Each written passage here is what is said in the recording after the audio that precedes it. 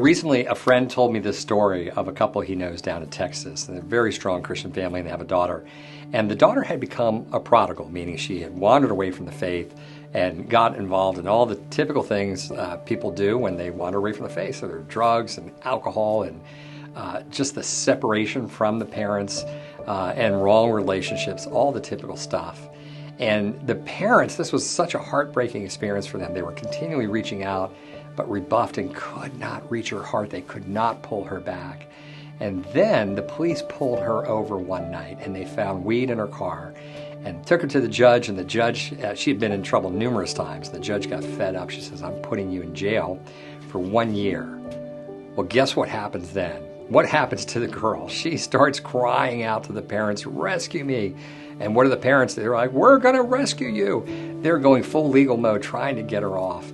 But the judge is adamant, "I'm sending you to jail for a year." Well, guess what happens in jail? Jail's a terrible place, right? And you run out of your own resources. Your self-reliance doesn't work anymore. And she basically turns back to God. She hits rock bottom. She turns back to God in the most powerful way. She lights on fire for God. And that has stayed since she's gotten out of jail. Jail was bitter medicine, but in the end, it was a gift. And what was God doing? He was restoring. He was bringing her back to life, to health.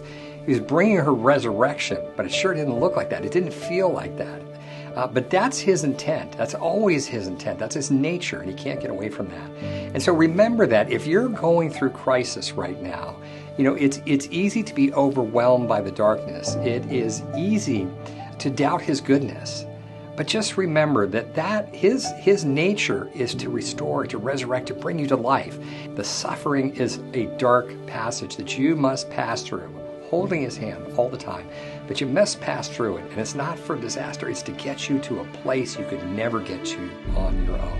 Remember that. I'm praying for you. God bless you.